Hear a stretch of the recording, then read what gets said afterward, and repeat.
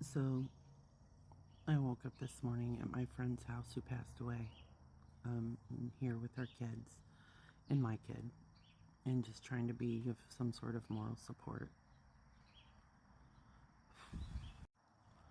So she's still here. Her essence is still here.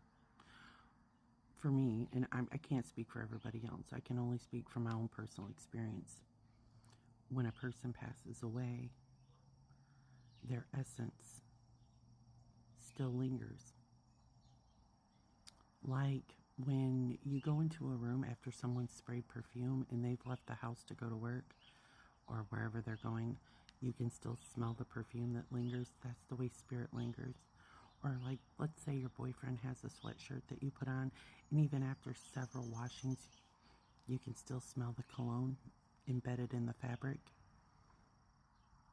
That's the way spirit lingers. And the emotional trauma of an experience can also linger, depending on how harsh or the element of depth to that emotional trauma. That element can also linger. And I could do a smudge, but the thing about smudging is, and then this is like true for like apartments are like any space that you're lingering in that you don't have ownership of. You can smudge or try to put up like protective things, and there are different ways that you can do that, and I'm not getting into all those ways, but ownership is important.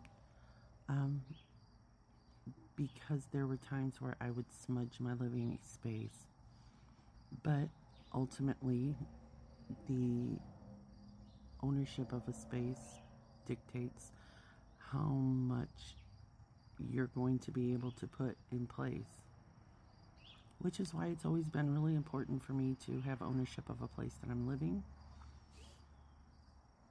because then I have more spiritual authority over the protection and the woods and the clearings that I'm able to do. I think the spirit world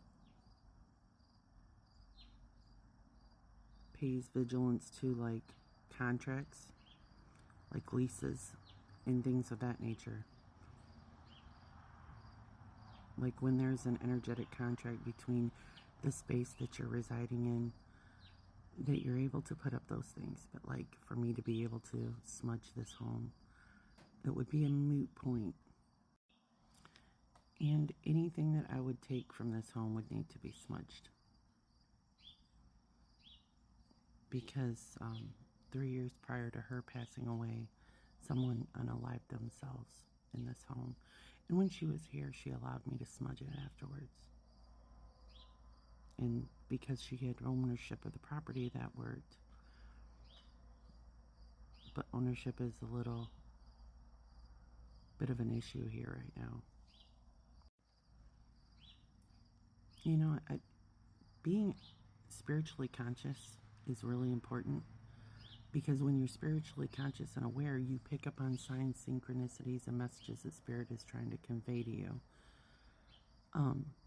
But when you're not spiritually conscious and you're just living in the surface of like shallow materialism, you're missing key conversations that Spirit is trying to have with you, because you're passing them off and brushing them off as coincidence. And there are a lot of messages that are trying to be conveyed right now, and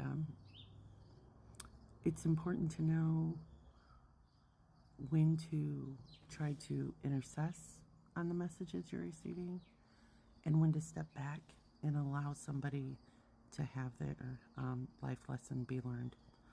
You can't circumvent people's life lessons, and sometimes it's painful to watch people go through things that they have to go through. Not everything is a problem to be fixed. Sometimes it's a experience to be felt, so a lesson can be learned.